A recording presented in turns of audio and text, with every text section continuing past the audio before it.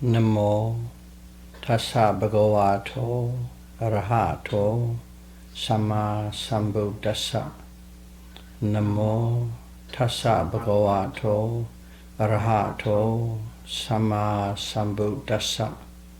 Namo Tassa Bhagavato Arahato Sama Sambuddhassa.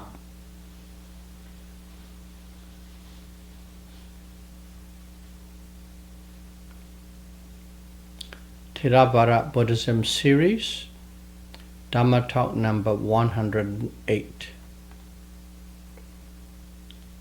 A brief account of Buddha's life.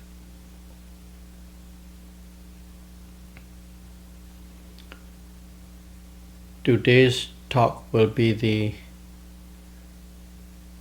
last one of the Theravada Buddhism series. After that, we are going to talk about another series called Short Dhamma Talks.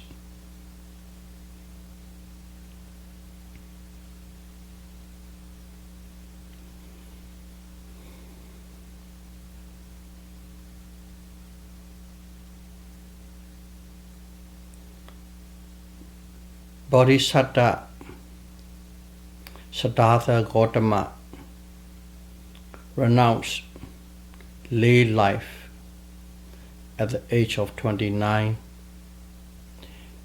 in search of deathlessness and become enlightened at age 35.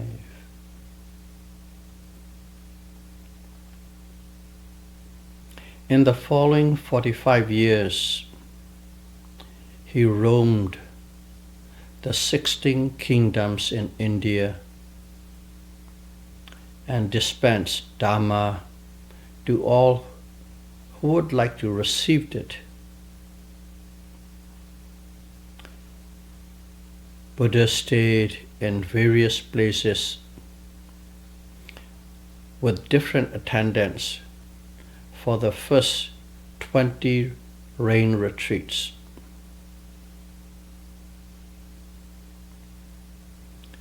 For the remaining 25 years, he mostly spent his vasa at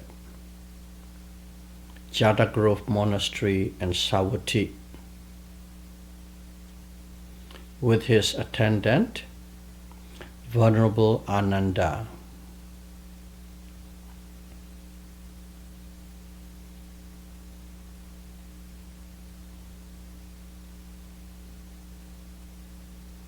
After he got enlightened at the age of 35.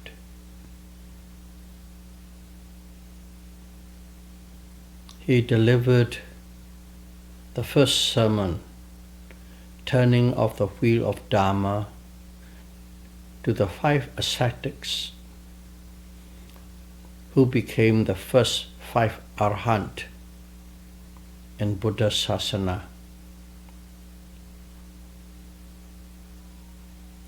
Buddha spent his first rain retreat at the Magadha Vana forest, Satipatthana, near Banaras in the Kasi kingdom.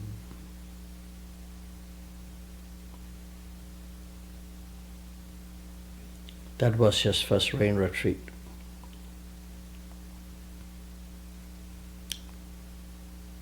Buddha recited his rain retreat, his second, third, and fourth rain retreats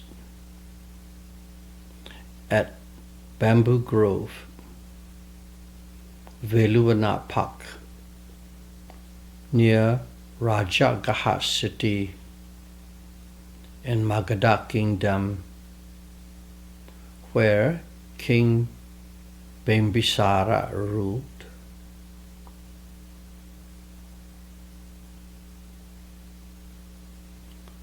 The 5th rain retreat at Kutagara Monastery at Mahawana Park near Vaishali city, Lichavis Kingdom,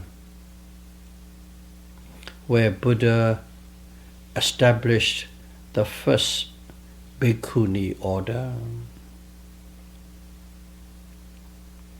on the 5th rain retreat.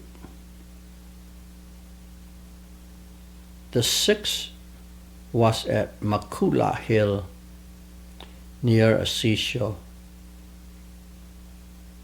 and the 7th is at Tavadensa Dewaram.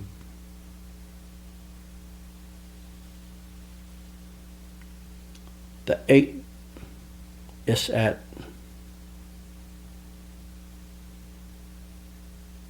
Besakala forest near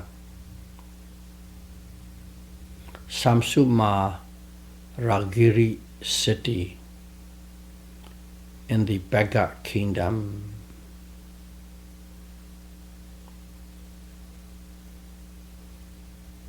The 9th is at Gosita Monastery near Kodsambi city in the Vamsa kingdom. And the 10th was at Praleyaka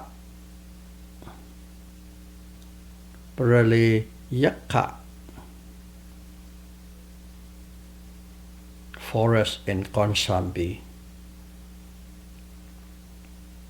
That was the first 10 Vasa.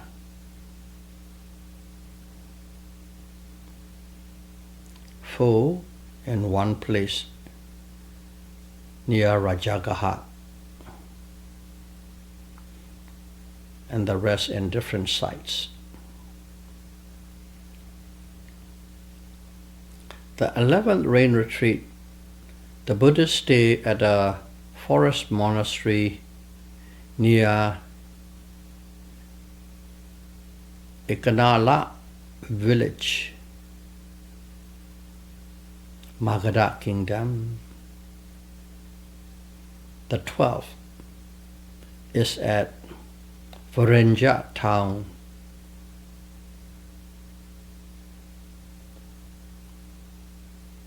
Vamvayanjar kingdom.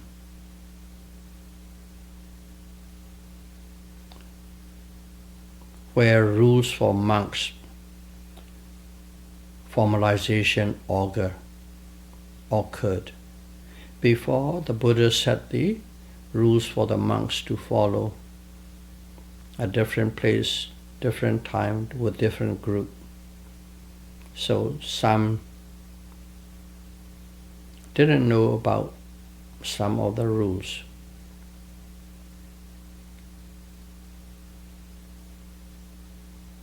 So on the 12th rain retreat, because of an incident, Buddha decided to formalize it. The start of the rule book, Vinaya, the beginning of the rule book. But the rule was set out earlier already. Buddha set out rules for the monks to follow when an incident arises, to lay down the rules, not just spelling it out, etch in stone, in one sitting from the beginning to the end, based on occasions, incidents, and function.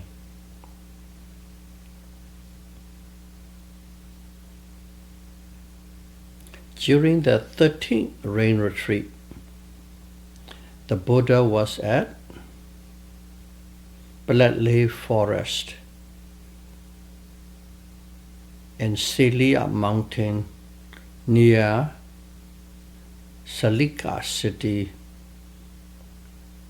where his attendant Meghiya or with his attendant Magadha.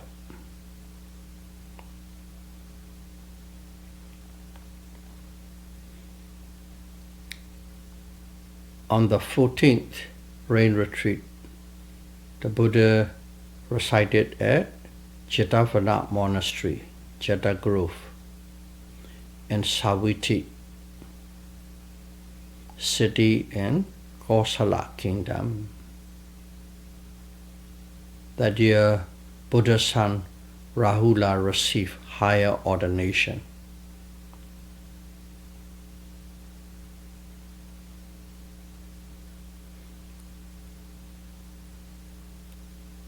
On the 15th is the Nirodha Ro Monastery, Kapilawittu city, Sakya Kingdom. Okay. So I just recite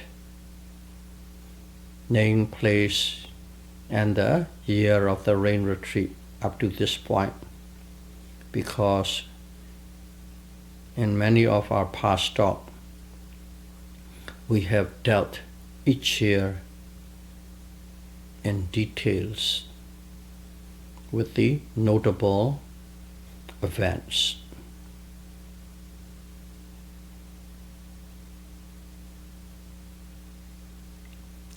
The 16th Vasa is near Alawi city, between Vaishali and Pawa, where Alavaka was tamed. That is the great augury who asked 13 questions to the Buddha.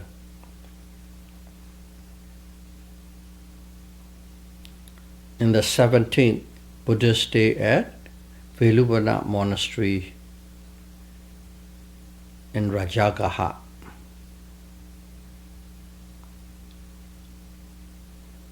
In the 18th and 19th rain retreat, Buddha spent the rain retreat at Celia Rock Mountain, named Salika, near Salika town. On the 20th rain retreat, Buddha stayed at Veluvana Monastery at Rajagaha, Magadha Kingdom.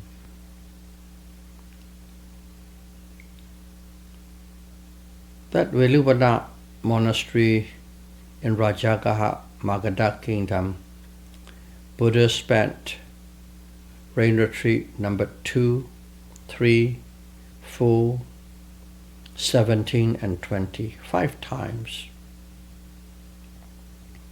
Most of his earliest days were at that place, around Rajagaha vicinity. I believe Buddha stayed there because that city is the central point or gathering point of all different religious groups.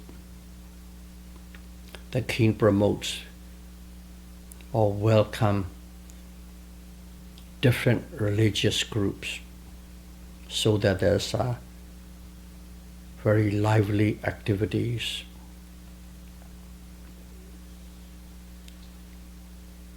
That's why the Buddha went there, because you don't have to look for an audience who are interested. The people are already interested in various spiritual paths and religious groups. The king's also interested. So that is the best point for the Buddha to start. But right away, in the first year after the Buddha came, automatically the king took refuge in the Buddha. Among all the different religious groups, many, but 6 are quite famous or notable. They were there long before the Buddha came. But when Buddha came, the kings took refuge in the Buddha, Dharma, and Sangha. Of course, when the king started, many of the citizens follows. There's a huge devotees in Buddhism from that kingdom and that city.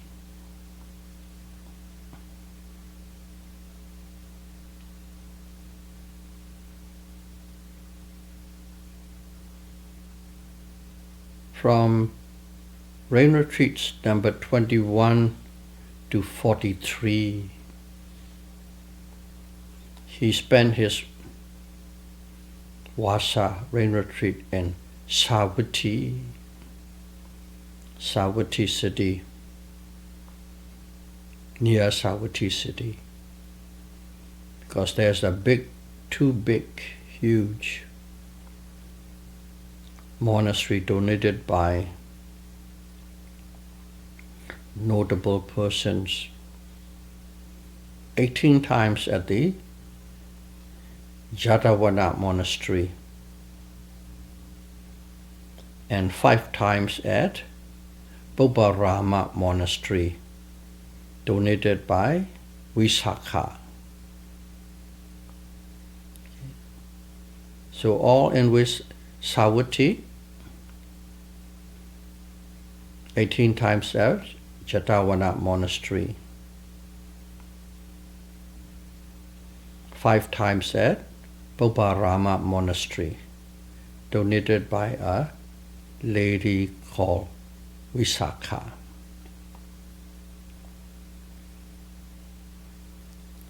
In the 44th Vasa, Buddha spent at Belupa village near Vaisali.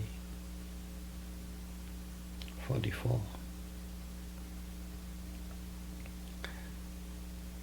At the end of 44th rain retreat, after the full moon day of October, Buddha headed towards Kusinara, another town, Kusinara, a fair distance from Buddha was, or from Vaisali.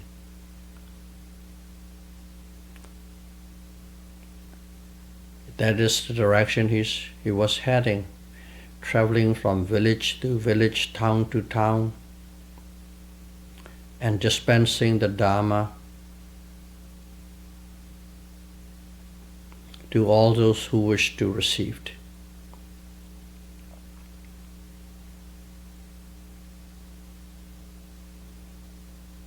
Along the way, that's about, let's say, it's October, 3 months before the Buddha passed away,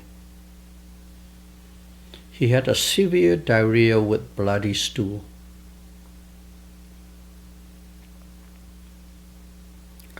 Buddha knew ahead he would pass away at the age of 80. So this is his last year.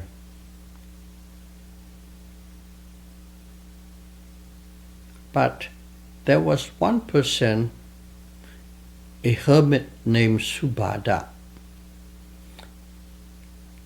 living near Kusinara, is endowed with full paramis, perfection, to be liberated from samsara, only if the Buddha taught him personally.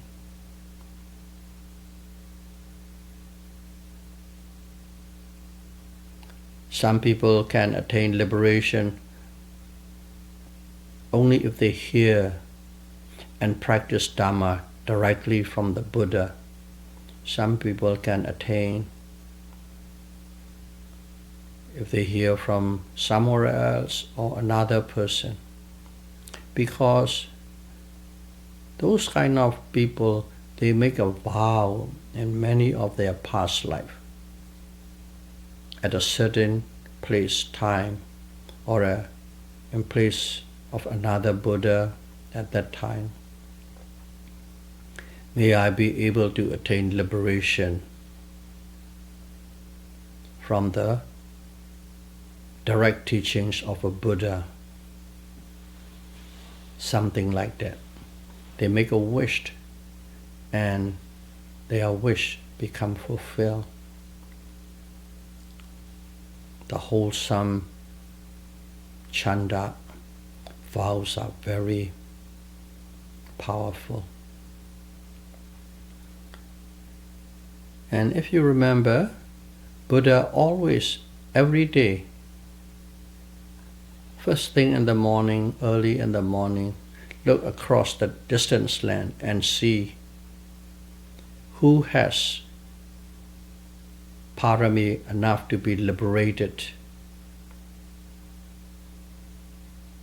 And whenever he saw one, he will somehow arrange in such a way that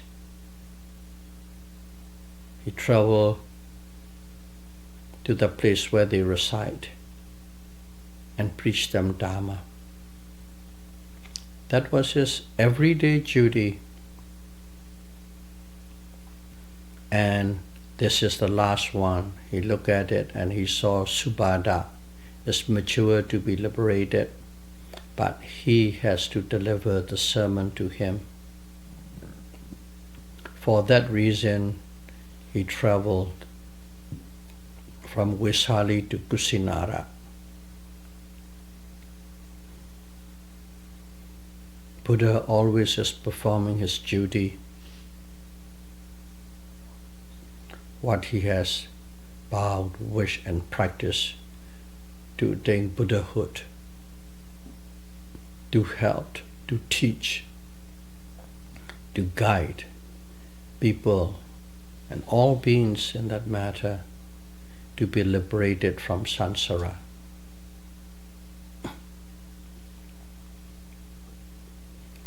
So, he was traveling towards Kusinara. The day before the full moon day of May, that is age 20, full moon day of May. He was born on a full moon day of May too.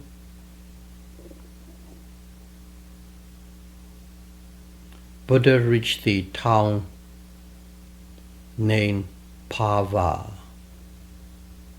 P-A-V-A, Pava, or in Burmese pronunciation is Pawa. And in that town lived a devotee, Buddhist devotee, a goldsmith. He invited the Buddha and the Sangha for a meal. In other words, meal means the main meal is lunch, so that means they don't have to go for alms round. They go directly to the place where they were invited. The goldsmith prepared many dishes and picked curry as the main dish, centerpiece. Many dishes, but main dish is the pig curry.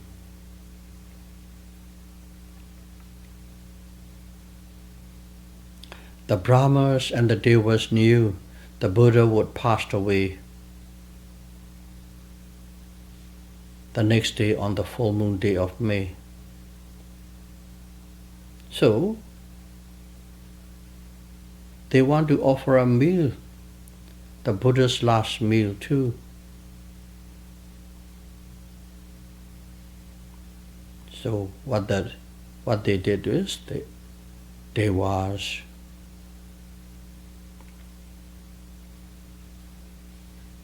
wanted to offer Buddha's food for his last meal. They added Deva's food. Okay, of course, human cannot see, and it is not voluminous. They added Deva's food to the pig curry dish. Buddha knew what's happening, and also he knows that if the human eats it, they cannot digest it. human cannot digest celestial food, and it could harm them, whoever eats it. That's why Buddha called the goldsmith, instructed him to offer the pig curry only to him, and buried the remaining in the ground. The goldsmith followed the Buddha's instruction. So, Buddha is the only one who partake this, and nobody ate that food. Of course, modern day interpretation is, oh, that pig curry is foul and rotten, that's why got diarrhea. But if it is foul and rotten, as the interpretation goes, many monks will also have diarrhea.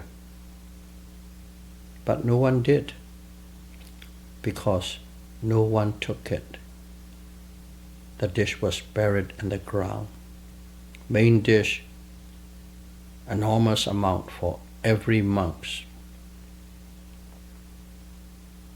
After the meal, Buddha had another bout of diarrhea with bloody stool.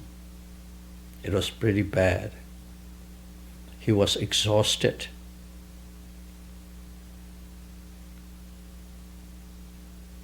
But Kusinara, where Buddha was heading, is only 6 miles away from Pawa. The Buddha was fatally ill, but regardless of that illness, Buddha decided to travel to Kusinara.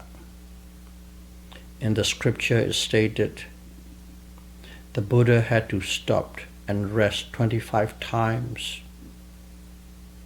before reaching Kusinara in the evening.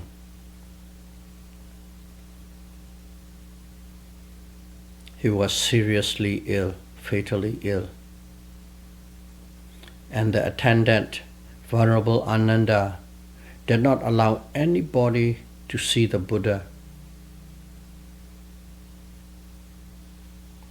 At that time, Hermit Subhada, who lived in Kusinara, heard that the Buddha was in Kusinara. He wanted to listen to the sermon for instruction on how to escape from samsara, directly from the Buddha, not from anyone else. So he went where the Buddha was and asked for an audience on the full moon day of May. Venerable Ananda refused his request. The Buddha, from where he was resting, heard their conversation and told Ananda to allow an audience.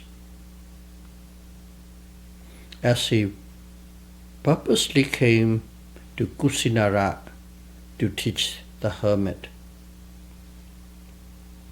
the last person he preached before he passed away. The Buddha passed away on the same full moon day of May, just before the 45th Vasa rain retreat. Retreat starts in July, full moon day of July, 2 months shy of the 45th rain retreat. Buddha took Parinibbana at the age of 80 in Kusinara.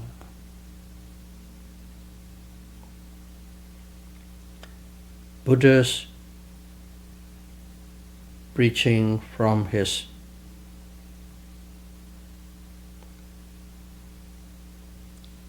Buddha's teaching from his deathbed highlighted his great effort and compassion for all beings. These are the very brief account of Buddha's legacy.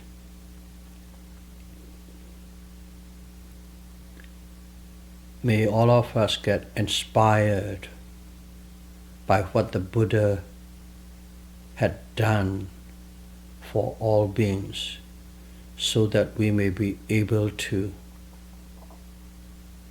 understand, practice, and escape from samsara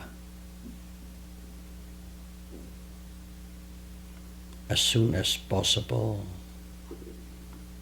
Sadhu, sadhu, sadhu. Thank you very much.